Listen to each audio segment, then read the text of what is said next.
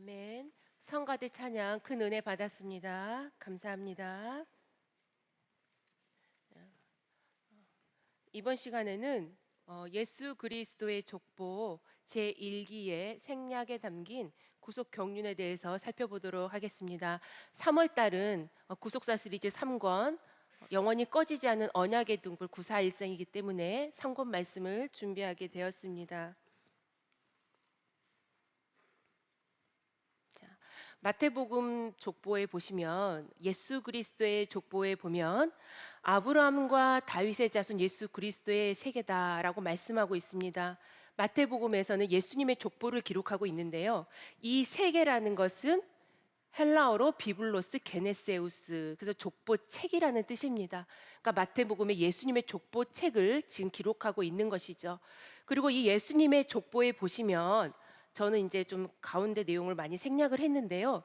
이 믿음의 조상 아브라함으로부터 시작을 해서 예수 그리스도께서 오실 때까지 이 가운데 사이에 수많은 아브라함의 자손들을 기록하고 있는 것을 볼 수가 있습니다. 이 아브라함의 자손들, 예수님 족보에 기록된 아브라함의 자손들은 다 하나같이 다 예수 그리스도에게 연결된 사람들이고, 그리고 이들은 예수님이 오실 때까지 통로로서 쓰임받은 인물들이라는 것을 알 수가 있습니다.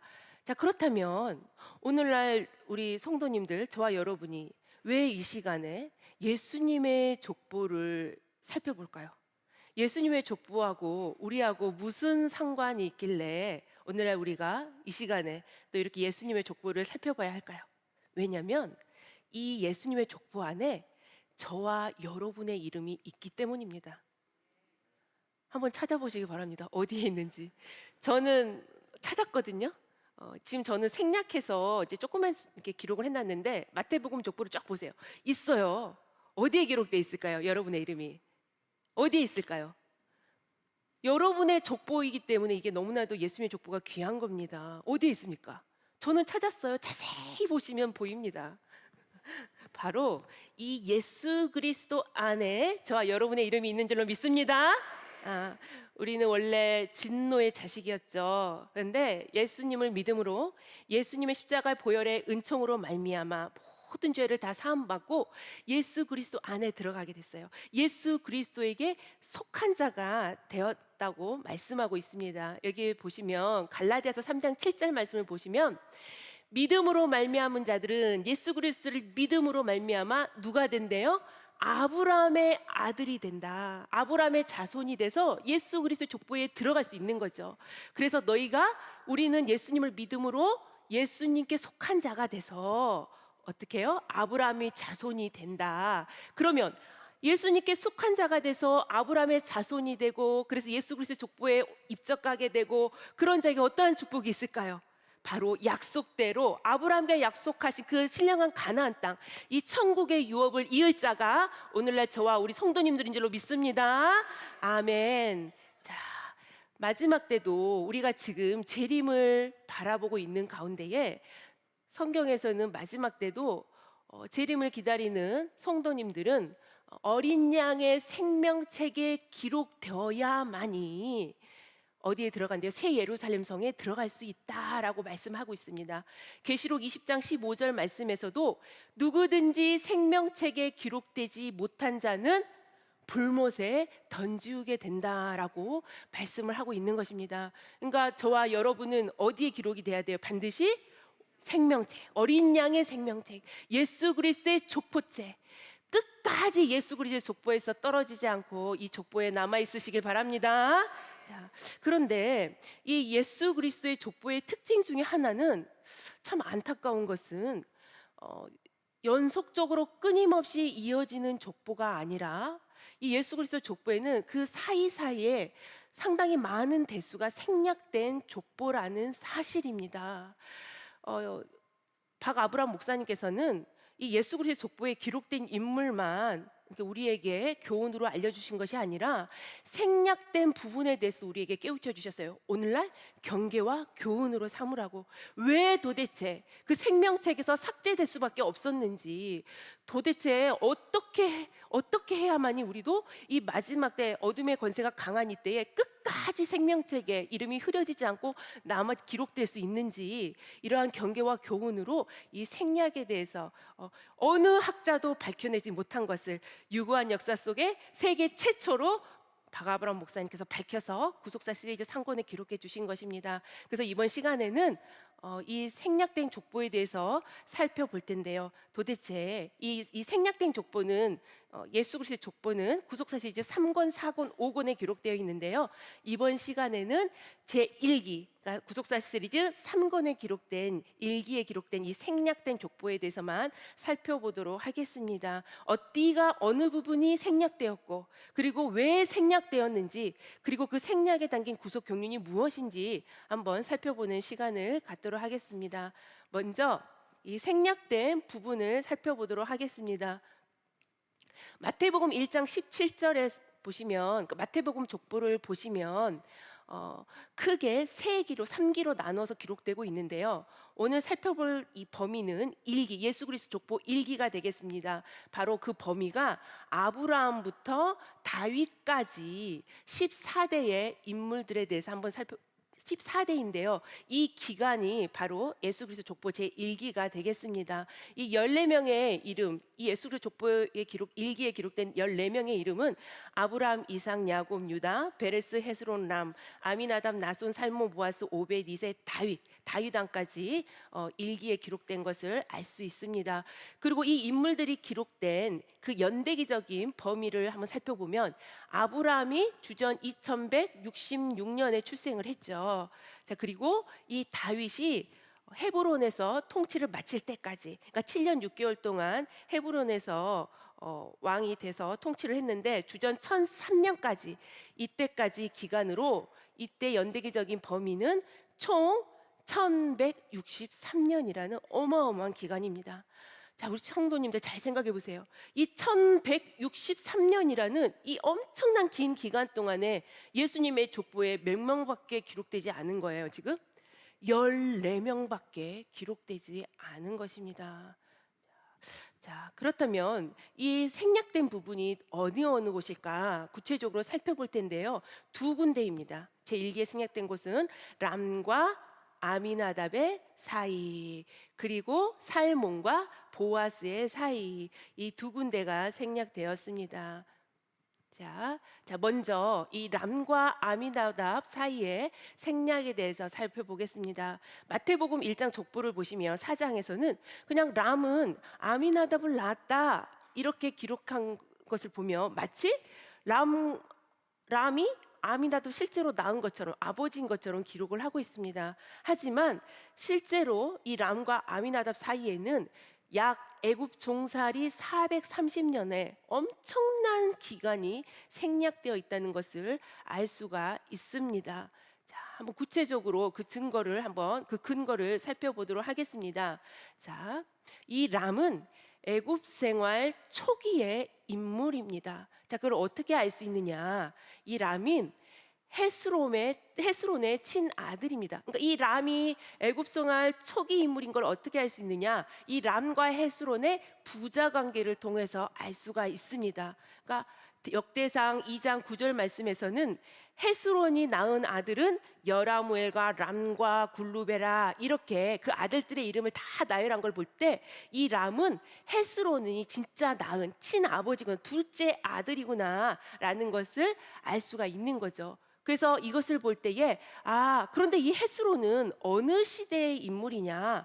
바로 이스라엘이, 야곱이 70가족을 이끌고 애굽으로 들어갈 때, 그때 이 헤스론의 명단이 있습니다. 그러니까 이 헤스론은 어느 시대 인물인 거예요? 바로 애굽에 처음 들어갈 때, 애굽 생활 초기 인물인 거예요. 그러므로 이 헤스론이 낳은 그 아들도, 친아들도 어느 시대 인물인 거예요?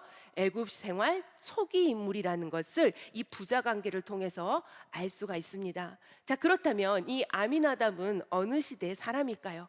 바로 아미나답은 애굽 생활 말기의 사람입니다. 이 아미나답은 애굽 생활 말기의 사람입니다. 그 근거는 이번에도 이 아미나답과 나손의 이 부자 관계를 통해서 이거를 우리가 알아볼 수가 있어요. 이 아미나답이 어느 시대 사람인지를. 자, 민수기 2장 3절에 보시면요, 이 나손, 이 아미나답의 낳은 아들 나손에 대해서 어떻게 기록하고 있냐면요, 자, 유다의 자손의 족장은 아미나답 같은 인물입니다. 아미나답의 아들 나손이요라고 기록하고 있습니다. 그러니까 지금 이스라엘 백성들이 출애굽에서 430년 종살이에서 출애굽해가지고 광야에서 유다 지파의 족장으로, 지도자로서 지금 누가 세워진 거예요? 유다 지파의 족장으로 나손이 세워진 겁니다. 그러니까 이 나손은 유다 지파 족장의 그 광야 1세대죠. 이 나손도. 자, 그런데 그럼으로 인해서 이 나손을 낳은 아미나답도 이 광야 말기, 그러니까 죄송합니다, 애굽 생활 말기의 인물이라는 것을 알 수가 있는데요. 근데 이 아미나답은 아들 나손을 낳았고 또 딸도 낳았는데 이 딸의 이름이 바로 누구냐? 엘리세바입니다. 근데 이 아미나답의 딸 엘리세바는 또 누구랑 결혼했느냐? 바로 아론과 결혼했기 때문에 이 아미나답은 아론의 무엇이 되는 거예요? 장인이 되는 거죠. 그러니까 이것을 볼 때에 아미나답은 바로 이렇게 믿음의 아들과 딸에게 신앙 정서를 잘한 걸로 볼 수가 있는데, 이 아미나답은 이 나손 통해서 또 엘리사바를 통해서 이 애굽 생활 말기 인물이구나, 이것을 알 수가 있습니다. 그래서 다시 한번 정리를 하면 헤스론과 람은 애굽 생활 초기 인물이고, 그리고 아미나답 나손은 애굽 생활 말기의 인물이고, 그러므로 이 사이에 대략 애굽 생활 430년이 생략되었다는 것을, 대부분이 생략되었다는 것을 알 수가 있습니다. 애굽 생활 430년에 몇 명밖에 기록되지 않은 거예요? 지금 4명만 기록된 거예요. 헤스론, 람, 아미나답, 나손. 참으로 많은 대수가 생략된 것을 알 수가 있습니다. 자, 두 번째로 예수님 족보 일기에 생략된 장소 두 번째는 살몬과 보아스 사이의 생략입니다. 살몬과 보아스 사이의 생략입니다. 이 마태복음 족보를 보면 살몬은 라합에게서 보아스를 낳았다라고 말씀을 하고 있습니다. 하지만 이 사이에도 엄청난 기간이 생략되어 있습니다. 자, 어떻게 알 수 있느냐? 자, 이 살몬은 바로 가나안 입성 초기 인물입니다. 그러니까 이스라엘 백성이 출애굽해서 광야 40년 노정을 지나서, 그리고 드디어 주전 1406년에 가나안 입성하게 되죠. 그때 가나안 입성 초기 인물이 바로 살몬이 되는 것입니다. 자, 그 근거를 어떻게 알 수 있느냐? 이번에는 이 살몬이 이 결혼한 아내 라합을 통해서 누구랑 결혼했는지, 이 라합을 통해서 살몬이 어느 시대 인물인 것을 알 수가 있습니다. 살몬은 라합하고 결혼해서 보아스를 낳았다고 말씀하고 있는데, 이 룻기서 말씀을 보시면 여호수아 2장 1절에 보면 이렇게 기록되어 있습니다. 이 살몬은 여리고성에 살던 기생이었어요. 근데 이스라엘이, 여호수아가 이 가나안 땅을 점령하기 전에 먼저 정탐꾼을, 이 여리고성을 점령하기 전에 정탐꾼을 2명 보냅니다. 이때 이 정탐꾼이 어디에 집에 유숙하게 되냐면 바로 이 기생 라합의 집에 유숙하게 되는 거예요. 그리고 이 기생 라합이 이 여리고 왕이 이 정탐꾼을 찾을 때 이 두 정탐꾼을 지켜주고 보호한 역할을 하게 된 거죠. 그러므로 이 라합은 이 바로 가나안 입성 초기 인물이라는 걸 알 수 있습니다. 훗날 이 라합이 누구랑 결혼하느냐? 이 살몬과 결혼하게 되는 거죠. 그러니까 라합이 가나안 입성 초기 인물이기 때문에, 그쵸? 가나안 입성 초기, 여리고성에 살았던 그 기생 라합이었죠. 정탐꾼을 숨겨줬던. 그렇기 때문에 라합과 결혼한 이 살몬도 어느 시대 사람인 거예요? 결혼했기 때문에 가나안 입성 초기 인물이라는 것을 우리가 알 수가 있습니다. 자, 그리고 이번에는 보아스를 볼 텐데요. 이 보아스는 사사시대 말기의 인물입니다. 자, 보아스는 룻과 결혼해서 오벳을 낳았다라고 마태복음 1장 5절 이 족보에서는 말씀하고 있습니다. 그런데 여기 룻기 4장 13절 17절 말씀을 보시면 이 보아스가 룻을 취해서 아내를 삼았는데, 그래서 아들을 낳았는데 그 이름이 오벳이다라고 다시 한번 말씀하시면서 이 오벳에 대해서 무엇이라고 말씀하냐면, 이 오벳은 어떤 인물이다? 그는 다윗의 아비인 이새의 아비였더라. 그러니까 즉 이걸 쉽게 말씀을 드리면, 이 오벳은 다윗의 아비인 이새의 아비였더라. 그러니까 이 오벳은 누구의 할아버지인 거예요? 다윗 왕의 할아버지인 거예요. 그러니까 이렇게까지 기록한 걸 봤을 때, 자, 보아스, 오벳, 이새, 다윗 왕까지는 이 안에, 이 사이에는 생략된 공백이 있을까요, 없을까요? 없다는 것을 알 수가 있죠. 그죠? 이렇게까지 자세하게 기록하고 있는데, 할아버지라고 딱 기록하고 있는데, 이곳에는 생략된 곳이 없다는 걸 알 수가 있습니다. 그러면 자, 저희가 다윗 왕의 연대는 다 알아요. 이건 세계적으로 이 다윗 왕에 대한 연대는 세계적으로 다 아는 연대인데, 이 다윗 왕이요, 출생한 연대는 사무엘하 5장 4절 말씀을 근거할 때 주전 1040년에 출생했습니다. 그런데 우리가 대략적으로 이 여기서부터 시작을 하면 한 세대를 약 30년으로 잡은다고 생각하면, 우리가 이 보아스가 오벳을 낳을 때 그 시대가 어느 시대였는지 연대를 추정할 수가 있어요. 자, 다윗이 주전 1040년에 출생했습니다. 그러면 한 세대를 30년으로 생각하면 이새는 주전 1070년에 출생한 것이 되고, 오벳은 30년을 대략 더하면 주전 1100년에 출생한 게 됩니다. 즉 다시 정리하면, 보아스가 오벳을 낳았을 때 이 주전 1100년은 낳았을 때가 언제라는 거예요? 약 주전 1100년이라는 것을 알 수가 있습니다. 자, 그런데 사사시대가 언제 끝나나요? 사울이 왕이 되면서부터, 그렇죠? 주전 1050년에 이 사사시대가 끝나죠. 약 50년 뒤면은 사사시대 340년이 끝나게 됩니다. 그러니까 이걸 볼 때, 아하, 이 보아스가 살았던 시대, 보아스가 오벳을 낳았던 그 시대는 어느 시대라는 걸 알 수가 있나요? 사사시대 말기구나라는 것을 알 수가 있습니다. 또 한 가지, 이 보아스가 이 사사시대 말기 인물이라는 걸 알 수 있는 너무나도 중요한 말씀이 있습니다. 바로 이 보아스가 오벳을 낳을 때, 이때가 시대적으로 약 주전 1100년이었어요. 기억하세요? 주전 1100년, 이 시대는 사사 입다가 활동을 시작할 때였습니다. 그러니까 사사 입다하고 이 보아스가 동시대 인물이라는 것을 알 수 있어요.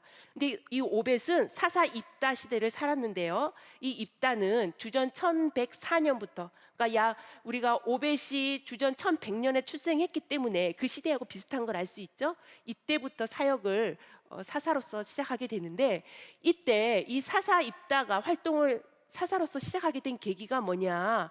바로 암몬이 이스라엘을 쳐들어왔기 때문입니다. 그래서 쳐들어와 가지고 뭐라 그러냐, 다 땅을, 지금 이스라엘 백성들이 잘 살고 있는 땅을 다 내놔라는 거예요. 그래서 이 입다가 주장을 합니다. 아니 무슨 소리냐, 지금 우리가 하나님께서 허락해서 이 가나안 땅 우리에게 주신 땅, 지금 산지가 몇 년이다, 이 땅에 거한 지가 벌써 300년이다. 하나님이 우리에게 허락해서 이 땅에 거한 지가 300년인데 그동안 아무 말 안 하다가 왜 이제 와서 이 땅을 내놓으라 그러느냐, 부당하다 라고 이야기를 하고 있는 거예요. 여기에 보시면 이스라엘이 헤스본과 그 향촌들과 아로엘과 그 향촌들과 아르논 연안에 있는 이 모든 성읍의 관지, 그러니까 여기를 점령한 건 언제 점령을 했냐면요, 가나안 입성 바로 직전에 입성, 이렇게 점령을 하고 가나안 입성을 했거든요. 그러니까는 이 시기적으로 보면 주전 1406년이에요. 그러니까 지금 이 300년의 시작점, 이 입다가 말하는 300년의 시작점이 가나안 입성 직전에 이 땅을 차지했기 때문에 주전 1406년입니다. 그리고 입다가 지금 말하고 있기를, 야, 이 땅에 거한 지 주전 1406년에 들어와서 몇 년 동안 거했대요? 300년 동안 거했다. 그러면 이 300년을 계산하게 되면 대략적으로 주전 1106년이 나와요. 근데 우리가 이거를 횟수로 계산하게 되면 주전 1105년, 1104년까지도 생각할 수가 있는 것입니다. 그래서 자, 입다가 이야기한 그 시대, 지금 이 입다는 이 오벳하고 보아스하고 같은 시대 인물인데, 입다가 말하고 있는 시대가 바로 주전 1104년 시대인데, 이때는 이미 가나안에 입성한 다음에 몇 년이나 지난 거예요? 약 300년이나 지난 기간. 그렇다면 이 사사시대의 대부분의 기간이 바로 이 족보에서 빠져 있는 거죠. 자, 다시 한번 정리를 하도록 하겠습니다.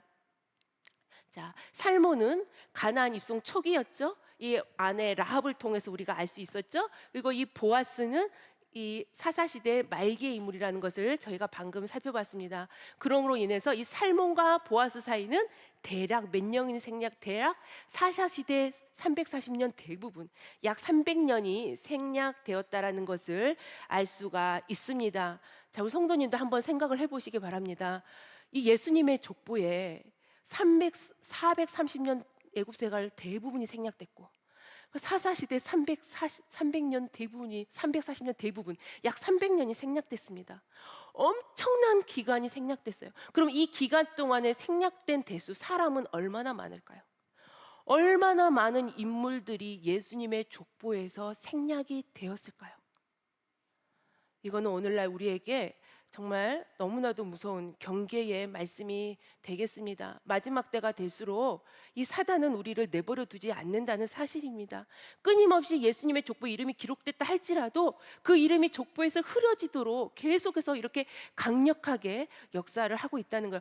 얼마나 어둠의 건세가 강력했는지, 예수 그리스도의 오시는 길이 얼마나 험난했는지, 예수님이 이 땅에 오실 때까지 하나님의 구속사에 얼마나 어둠의 세력이 강력했는지를 다시 한번 이 생략된 족보를 통해서 얼마나 많은 사람들이 이곳에서 생략됐는지를 통해서 우리가 교훈을 삼을 수 있는 것입니다. 자, 그렇다면 자, 한번 보겠습니다. 수많은 사람들이 족보에서 생략된 것은 예수 그리스도 오시는 길을 막기 위하여 사단이 모든 악의 세력을 총동원하여 공격하고 있음을 보여줍니다. 오늘도 총동원 공격했는데요. 자, 사단은 예수 그리스도의 족보에 오를 언약 자손들을 끊임없이 유혹하고 공격해서 하나님을 떠나게 한 것입니다. 우리 성도님들은 절대로 이 생략된 족보 속에 포함돼서는 안 되겠습니다. 끝까지 예수님 족보에 남는 자가 되시길 바랍니다. 자, 그렇다면 이들이 구체적으로 생략된 이유가 무엇인지 한번 교훈을 삼도록 하겠습니다.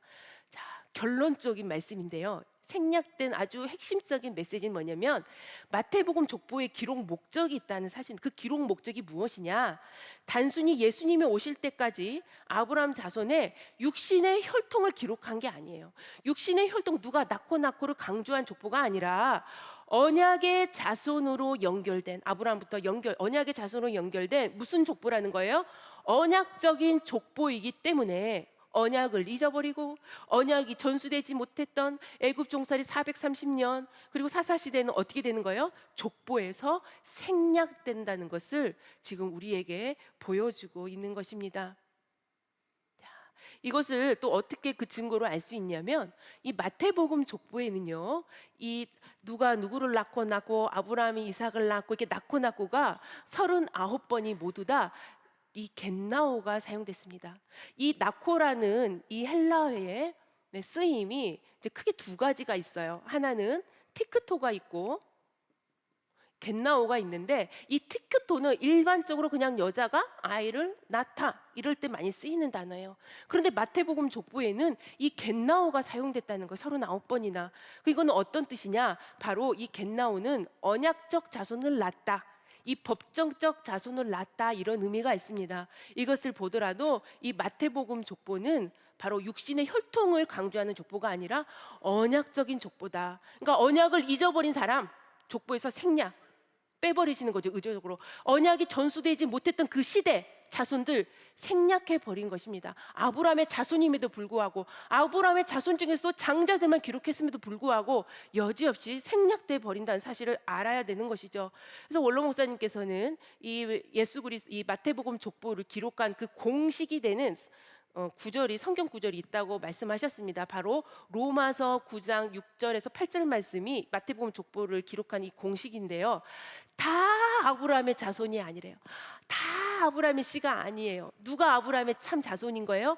이삭으로부터 난 자가 내 씨다. 근데 이삭은 어떤 자예요? 바로 약속의 자손이잖아요. 이삭은, 그렇죠? 그러니까 바로 육신의 자녀 이스마엘도 있었어요. 오히려 육신적으로 이스마엘이 장자죠. 근데 육신의 자녀가 아브라함의 참 자손이 아니야. 약속을 따라 낳은 이삭으로부터 난 자, 오직 약속의 자녀가, 언약의 씨가 있는 그 자녀가 바로 아브라함의 참 자손이요 그 자손을 바로 하나님의 자손으로 삼아준다라고 말씀하고 있는 거죠. 오늘날 우리 평강제일교회 우리 성도님들은 아브라함의 언약의 자손이 된 줄로 믿습니다. 아멘. 자, 그렇다면 이 오늘 생략된 이 족보 기간을 보면 모두 다 이 아브라함으로부터 내려와, 그러니까 하나님의 언약을 잊어버리고 또 하나님의 언약을 잊어버렸기 때문에 언약이 전수되지 않고, 그래서 하나님을 섬기는 그 신앙이 사라져버린 시대입니다. 그러므로 그 시대가 족보에서 빠져버렸는데요, 이 족보에서 생략된 언약을 잊어버린 그 시대에 증세들이 있습니다. 언약을 잊어버리면 반드시 이런 증세가 나타납니다. 어떤 증세가 있느냐? 여호수아 24장 14절에 우상을 섬기게 됩니다. 이스라엘 백성들이 애굽에서 섬기던 신들이 참 많았어요. 이렇게 말씀하고 있죠. 우상을 숭배합니다. 하나님 외에 다른 신을 섬기게 됩니다. 하나님 외에 돈을 좋아하고 사람을 의지하고 또 때론 나 자신을 믿고 의지하는 이 모든 것, 하나님 외에 의지하고 사랑하는 모든 것이 우상이죠. 바로 언약을 잊어버렸기 때문에 그 증세로 우상 숭배하게 된 거죠. 그리고 언약을 잊어버리면 그 증세가 또한 이스라엘 백성들은 애굽 땅에서 종살이했습니다. 죄의 종노릇하게 됩니다. 사탄의 종노릇하게 됩니다. 그리고 그들은 안식일을 지키지 못했어요. 그래서 출애굽했을 때 광야에서 안식일을 지키라고 명령을 하신 거거든요. 예배를 소홀하게 됩니다. 그러니까 하나님의 언약을 잊어버리면 언약이 전수되진 그 못한 시대는 어떻게 되느냐? 반드시 하나님 외에 다른 우상을 섬기게 되고 예배 생활이 엉망이 되고 안식일을 지키지 않게 됩니다. 그러한 자들은 족보에서 생략될 수밖에 없다는 것을 우리에게 가르쳐주고 있는 거죠. 사사시대는 어떻습니까? 이 시대도 마찬가지로 하나님의 언약이 전수되지 못하고 잊어버린 시대입니다. 사사기 2장 7절 말씀을 봤을 때는 분명히 언제까지는 하나님을 섬기는 신앙과 언약이 있었냐? 그 가나안 정복 시대 그 전 지도자였던 여호수아가 사는 날 동안, 그리고 여호수아 뒤에 생존한 장로들, 그래서 하나님께서 베풀어 주신 그 기사이적을 체험한 그 장로들과 그 성도들이 있었을 때까지는 하나님께서 이스라엘을 위해서 베풀어 주셨던, 행하셨던 정말 이 홍해를 건너고 이 수많은 그 가나안 땅을 점령 이 수많은 기사이적, 광야에서 먹이시고 더 입히시고 이 모든 것들, 기사이적을 행한 이 모든 것들을 다 기억한 거예요. 큰일을. 그래서 그 큰일을 본 자가 사는 날 동안에는 하나님을 이스라엘 백성들이 다 섬기게 된 거예요. 왜? 언약을 붙들고 있고 하나님을 섬기는 신앙이 있기 때문에. 그런데 너무나도 안타까운 것은 2장 10절에 그 세대 사람도 다 그 열조에게 돌아갔고, 그러니까 어떻게 된 거예요? 그 후에 일어난 다른 세대는 여호와를 알지 못했다. 그러니까 언약 전수가 되지 못한 거죠. 언약 전수가 되지 못하니까 잊어버린 거예요, 하나님을. 그래서 여호와께서 이스라엘 위하여 행하신 일을 안다 알지 못한다, 알지 못하였더라. 이러한 증세가 나타난 거죠. 그래서 이들이 이런 또 증세가 어떻게, 하나님의 언약을 잊어버리면 그 증세가 어떻게 됩니까? 우상 숭배라 그랬죠. 하나님 버립니다. 하나님 버리고 또 우상을 숭배하게 됩니다. 자, 그리고 또 어떤 증세가 나타나느냐? 하나님을 버렸기 때문에 이 하나님이 지금도 살아서 오늘날 이렇게 역사하시고 이렇게 인도하고 계시는데, 지금도 살아계신 그 하나님을 죽은 하나님 취급하는 거예요.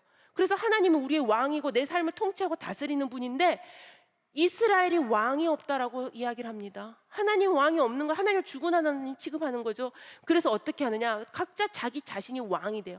자기 인생을 자기가 리더하고 계획하고 자기 눈에 보기 좋은 대로, 소견에 오른 대로 행동합니다.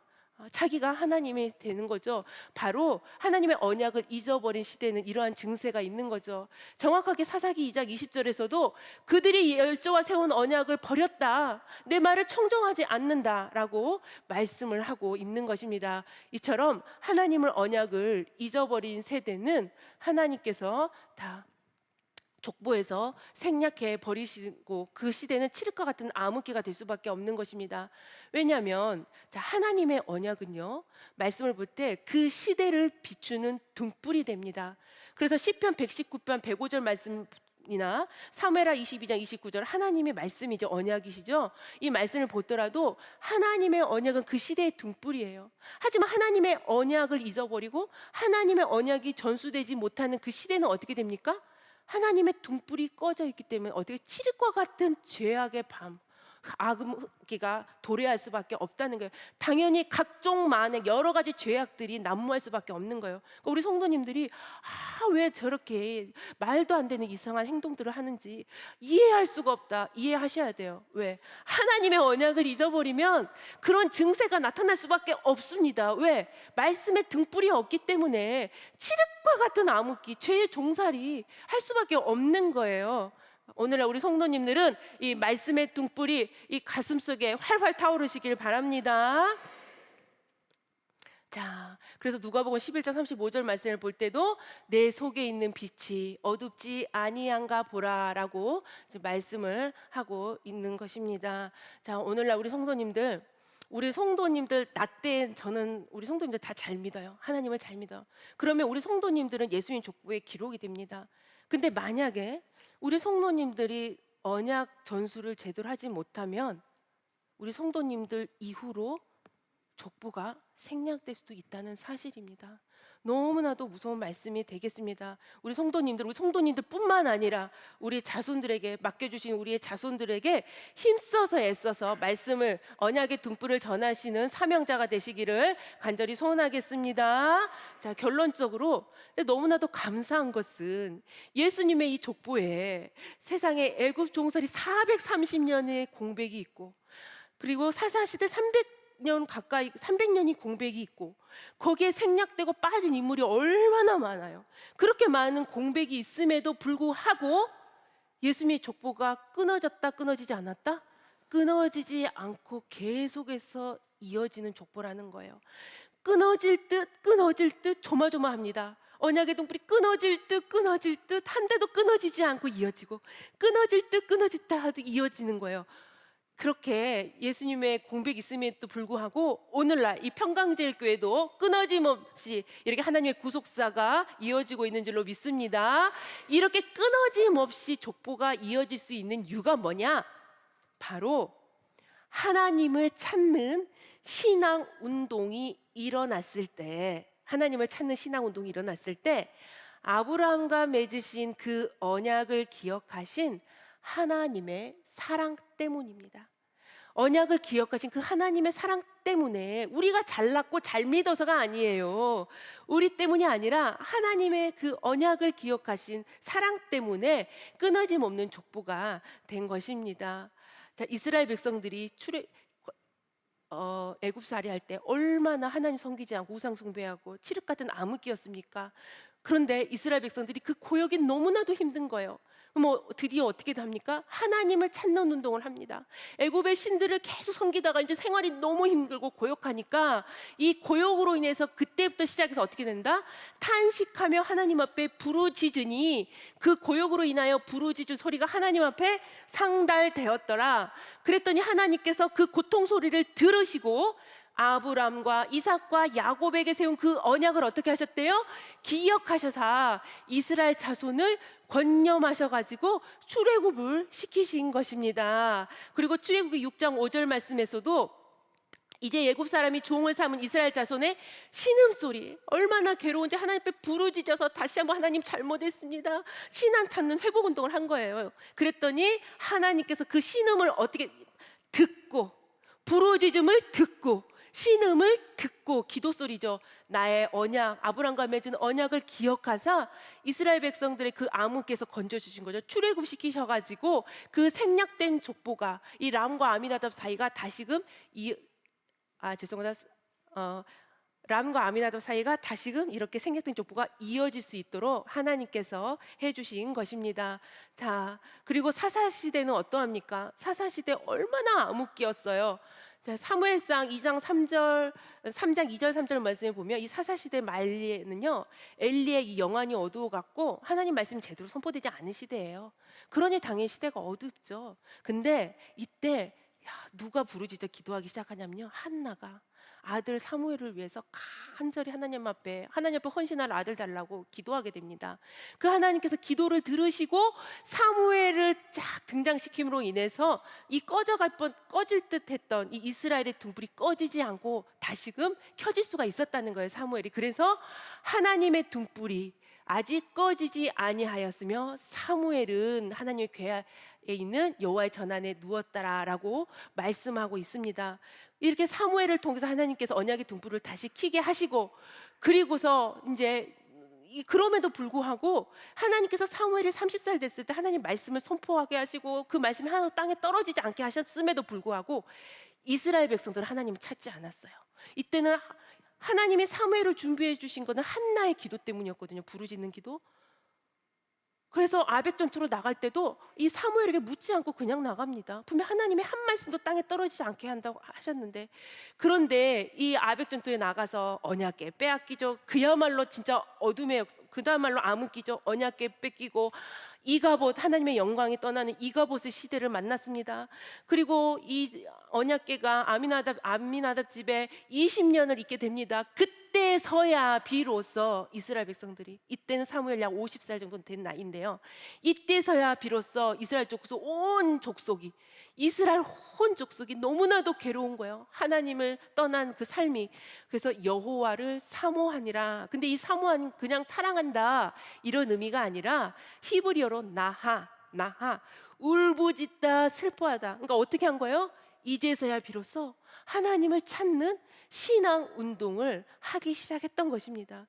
이렇게 하나님을 찾는 신앙 운동을 했기 때문에 하나님께서 그 언약의 대가 살몬에서 보아스로 이어질 수 있도록 하나님께서 언약의 대를 이어주신 것이죠. 그리고 마침내 이 사무엘을 통해서 다윗에게까지, 그죠? 다윗을 기름을 부음으로 말미암아 이 다윗 동안 이 언약의 등불이 활활 타오르게 되는 것입니다. 그래서 이후에도, 이 다윗 이후에도 예수 그리스도까지 얼마나 어둠, 암흑기가 있는지 몰라요. 사탄의 방해 공략이 얼마나 심한지 몰라요.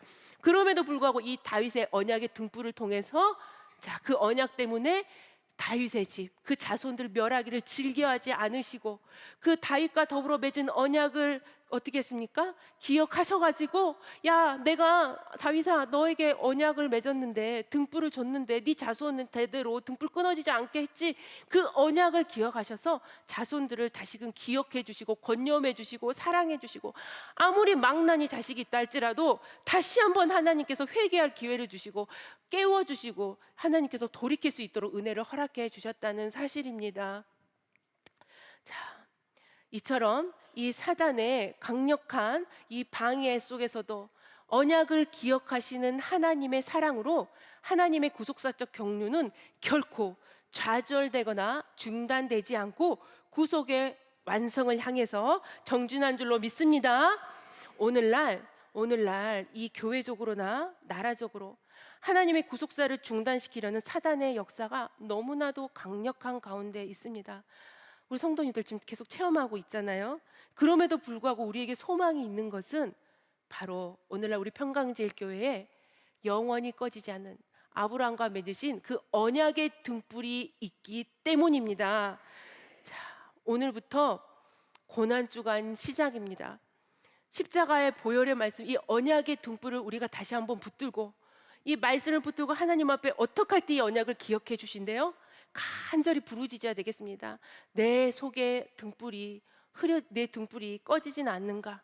또 내 자식의 등불이 꺼지진 않는가? 언약 신앙 전수가 잘 되고 있는가?